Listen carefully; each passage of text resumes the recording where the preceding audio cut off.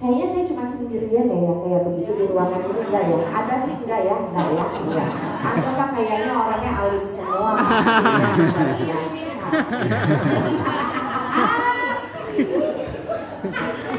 Maka saya tuh nggak yakin kalau misalnya Tuhan senang dengan apa yang saya lakukan sebagai ritual. Artinya apa? Jadi orang baik, baik aja, dan sesuai dengan porsinya masing-masing, memberdayakan dong ke orang. Bukan hanya tujuannya mission accomplished, yang penting udah selesai kurikulum, beres. Salah. Bapak Ibu semuanya pahami kalimat saya ya. Otak yang terdidik adalah otak yang bukan selalu punya jawaban setiap Anda bertanya ke peserta didik. Salah. Otak yang terdidik itu adalah yang penuh pertanyaan. Jadi Bapak Ibu mesti bahagia kalau muridnya itu cerewet. Hidup tuh anak, ya kan? Kesian itu anak karena kalau di rumah dia nanya-nanya mulu sama emaknya ya, suka digentak-gentak sama emaknya. Adek diam ya dek ya, bilang gitu. Ini lagi nyambel sambelnya keasinan begini dulu. Jawaban sekali dua kali sih dijawab baik ya. Abis itu, adek boleh nggak mainnya ke sana, ini ibu lagi nyapu nih, jangan macam-macam ya dek gitu. Fitri. Atau dia nanya sama bapak itu guru di kelas. Fitri ya. Mau naik kelas? Tolong taruh di depan. Karena ngeganggu, udah sudah selesai. Dan saya di sebelah ada Kak Ayo ya, Ayo dongeng ya. Aku tuh pernah ngobrol sama si Ayo di Westin kan di sebelah sama Bunda Yuli. Ya. Aku bilang, yuk kajian, gue bilangin. Bilang sama pendongeng-pendongeng yang kamu bina itu, jangan pernah gelisah kalau lagi dongeng anaknya suka nanya-nanya. Artinya tuh anak ngikutin, dia bonding. Emang kenapa sih suka begini? Udah jangan berisik. Nah suka begitu kenapa pendongeng? Saya tanya gitu. Soalnya Nas, itu pendongeng tuh hafalan, dia lupa nanti kalau ditanya dulu. Oh gitu. Padahal pendongeng otak kanan atau kiri? Kanan. Padahal dia kalau misalnya lupa dongengnya dia bisa balik. Tadi kakak nanya apa ya? Ngomong apa ya terakhir? Kan bisa begitu kan? Iya. Paham. Kita ini pedagogiknya adalah negara hafalan. Nanti slide di belakang saya akan buktikan betapa Anda bahagia ketika ada tunas-tunas muda yang mau berubah, tidak mau lagi seperti kita, dengan banyak bertanya. Saya nitip ya, nitip banget. Cintailah anak-anak yang cerewet. Dia gak nakal, tapi banyak akal. Yang pinter-pinter itu paling cuma jadi pegawai.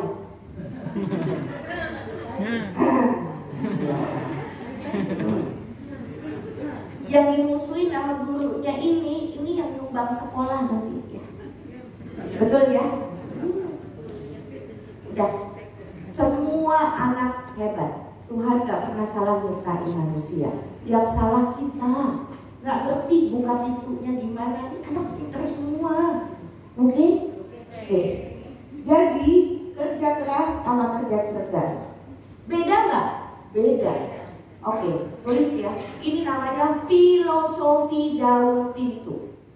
Filosofi daun pintu. Oke? Baik. Saya mau nanya. Ini nggak ada mic yang kan? Siapa yang mau main sama saya di dekat? Oke. Bapak pilih komputer.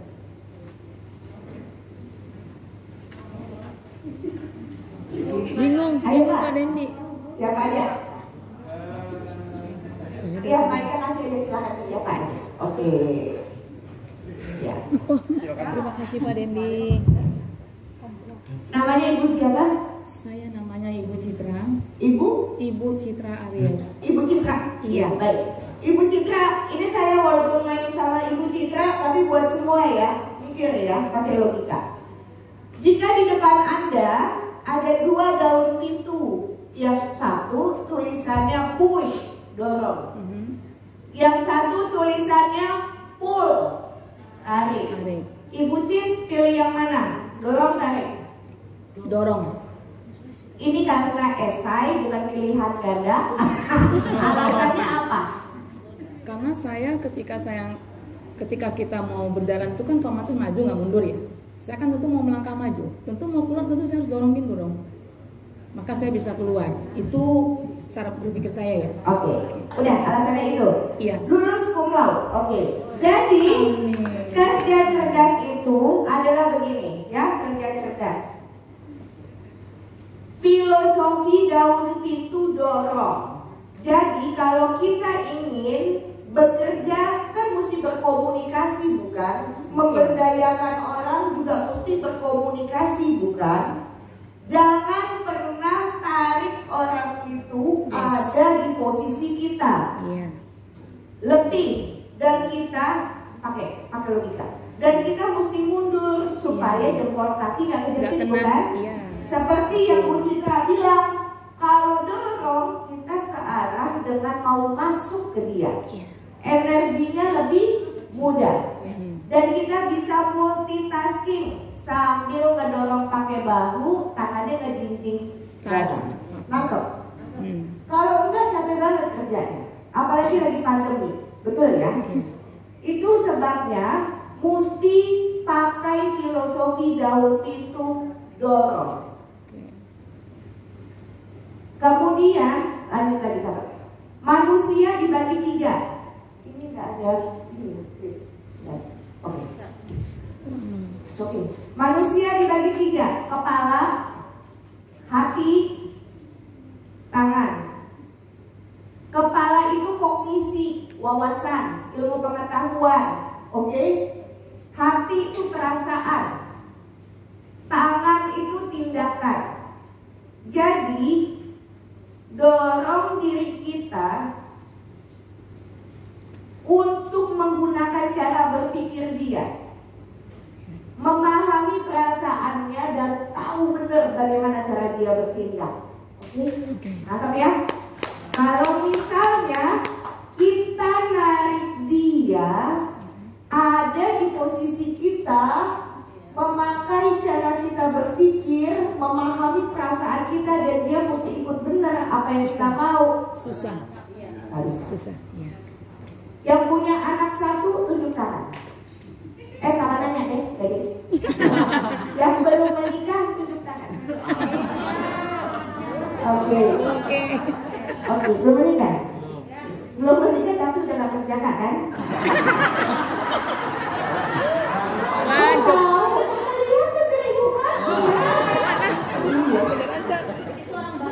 Orang baik ya. Beneran baik lu. Belum menikah juga kan Mbak? Jodoh kan? Jodoh aja.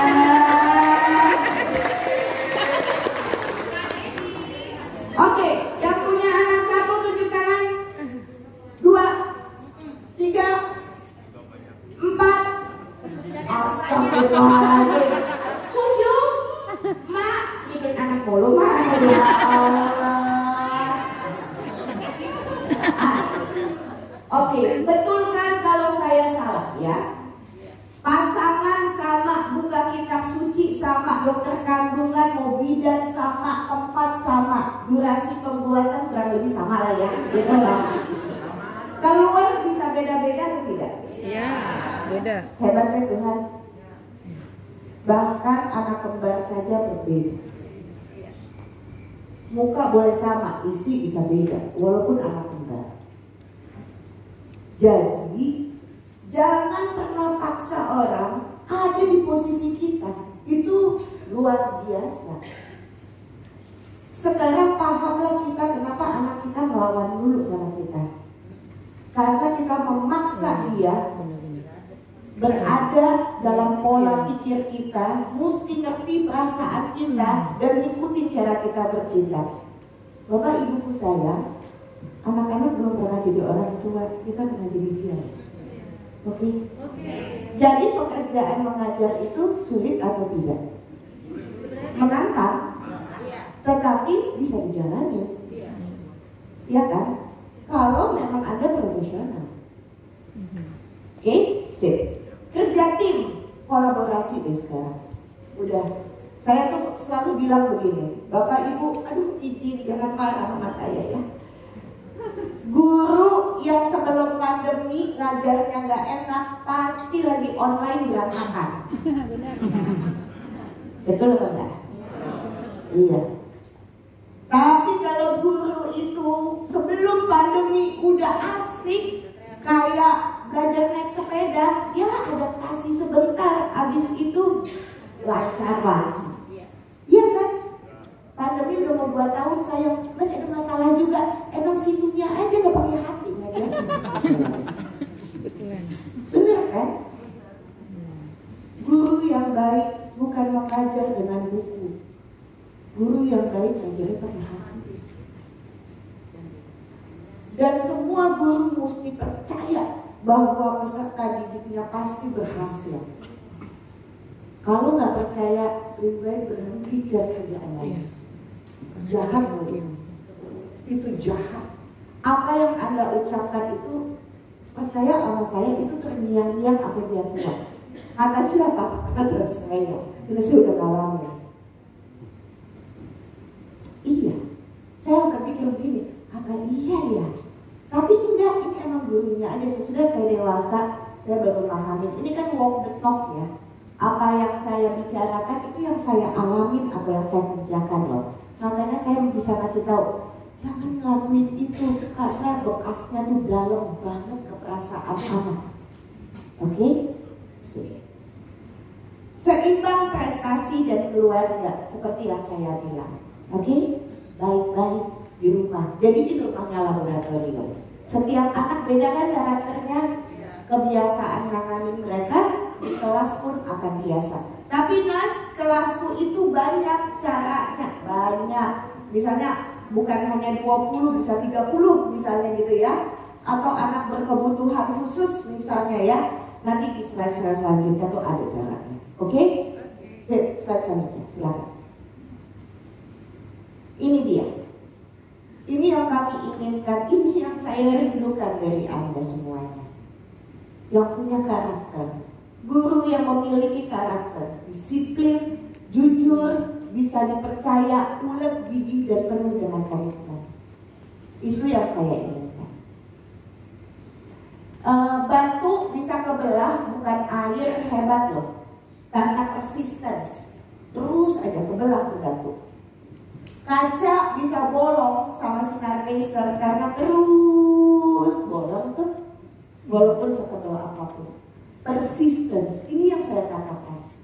Jangan pernah kehilangan kepercayaan kepada murid Anda. Gigih. Laskar Pelangi itu bukan fiksi loh. Itu nyata loh. Andrea Hirata itu bikin, itu ada manusianya. Lintang itu si anak nelayan itu ada manusianya. Jadi saya sangat percaya bahwa anak yang tidak selalu terfasilitasi dengan kemewahan, maka dia punya kekuatan untuk jauh luar biasa. Yang disebut dengan the power of KPFF. Coba kalau dia dari lahir gemar nikah lojinawi, toto tertem tertona harjo, kawin sama orang kaya, semuanya enak, ya kan? Kayak begini gilanya cepet. Masuk ke jurang depresinya. Sekarang saya mau nanya sama Anda. Orang optimis dengan orang pesimis lebih cepat mana untuk depresi? Pesimis dong. Pesimis? Iya. Optimis ya. Exactly. Betul. Orang yang pesimis udah biasa apes. Siap dulu. Iya, jadi kalau hidupnya lagi enak-enak bucin, Iya. gini, bonus dari Tuhan, alhamdulillah. Gitu. Udah biasa. Dia udah siap. Gue gagal Beneran. ya. Wah, aku pasti ditolak. Udah biasa. Apes tuh udah biasa. Tapi yang optimis selalu juara, selalu hebat, selalu keren, selalu ini, selalu itu, selalu dapat, cedak gagal. Yang begini gilanya cepat. Iya.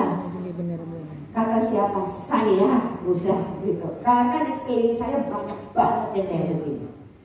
yang terbiasa hebat, yang terbiasa luar biasa, yang terbiasa disanjung-sanjung. Jadi Bapak Ibu guru, kenapa saya bilang begini? Persiapkan peserta didik Anda untuk berani gagal. Teladan itu lebih hebat daripada cuma jual omongan. Anda pun begitu. Ular, gigi, komit, dia akan melihat loh. Dia melihat contoh teladan. Saya mau cerita sedikit ya. Saya mau cerita gini.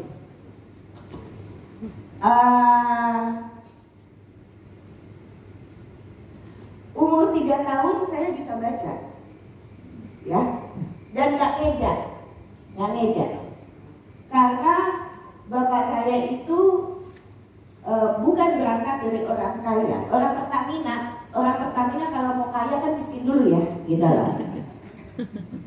Jadi ibu saya itu dulu pun kerja di perusahaan yang sama, akan tetapi kalau nikah kan salah satu milih ya, ya. Bapak yang tetap kerja, ibu dirumahkan, begitu. Tapi ibu ulek gigi, jadi tukang jahit, bikin boneka, ngerapai bunga, segala bisa. Saya jadi teman mainnya. Salah, kebalik. Ibu saya itu teman main saya. Mainannya adalah membaca dan matematika dan berbahasa. Oke. Jadi tadi Bu Kokom nanya, saya tuh orang apa gitu ya. Ayah saya namanya Ellen Haq. Haq itu dari India. Jadi bapaknya bapak saya India, paspor Inggris. Dia datang ke Indonesia ngebantuin karena orang politik. Dia yang bikin draft tulisan yang dibaca sama Bung Karno untuk overseas, untuk luar negeri buat dapat dukungan. Jadi di rumah ayah saya itu banyak tulisan-tulisan itu. Oke? Kemudian si kakek saya yang India ini ketemulah sama orang blasteran. Kan India kan panas ya, gitu ya. Gak baik maksudnya, gitu ya. Iya. Dia kawin sama perempuan nenek saya, yaitu bapaknya orang Prancis, namanya Pochier. Kemudian ibunya si nenek saya orang Makassar. Panas banget ya, panas banget ya. Jadilah tuh bapak saya, gitu kan ya. Bapak saya ketemu sama ibu saya. Ibu saya itu bapaknya orang Surabaya, panas sekali. Terus ibunya ibu saya orang Madura, udah gila gue ya. Jadilah saya begitu, ya kan? Jadi saya tuh nggak ada baik-baiknya jadi orang. Maksudnya mulutnya ya, gitu lah. Hatinya mah, insya Allah lah lumayan, gitu ya. Nah, yang saya mau sampaikan adalah begini. Jadi ibu saya itu selalu mengajarkan saya bukan dengan kelemah lembutan, karena dia juga nggak ngerti lemah lembut itu apa. Ya kan, gitu. Sikat aja, apalagi dari zaman dulu. Kan tadi Bu Koko bilang, saya lahir tahun 72, jadi tahun depan sebentar lagi saya kepala 5. Saya ngerasain tuh apa yang disebut pecutan. Rotan, ikat pinggang, udah hafal. Guru ngelempar pakai penghapus, dapet. Ya, iya. Tidak, pakai kapur gitu. Karena kan saya tuh ngomong loh, gitu ya. Terus kalau dia nolak itu langsung saya teman. Acting gua. Gurunya udah tahu nih sih asli pasti ya, gitu loh. Karena saya bosan. Saya udah bisa duluan. Saya kan jadi gini. Umur 3 tahun saya udah bisa baca, saya udah bisa ngitung. Kemudian saya masuk sekolah kelas 1 SD umur 4. Kemudian saya lulus jadi sarjana umur 20. Kecepatan. Karena saya udah punya mainannya adalah belajar. Gitu, oke ya? Nah, yang saya mau ceritakan adalah begini. Udah tahu kan ya kapasitas saya begitu ya Bapak Ibu ya. Kan anak-anak berkembang. Jadi saya SD selalu juara. SMP ketemu sama guru yang luar biasa galak. Syahnas kamu bodoh, kamu luar biasa dan kamu tidak akan berhasil sampai begitu. Itu gara-gara ini, gara-gara ngelempar terus saya gak kena kan gitu. Ya panasnya dulu digituin ya gitu. So gitu kan. Tapi itu nempel loh di saya. Iya. Iya ya. Pedes banget ya. Pedes loh itu, pedes banget. Luar biasa. Dan sampai akhirnya itu merah nilai, dan baru pertama saya merasakan nilai merah. Jadi yang saya bilang masuk juga depresi,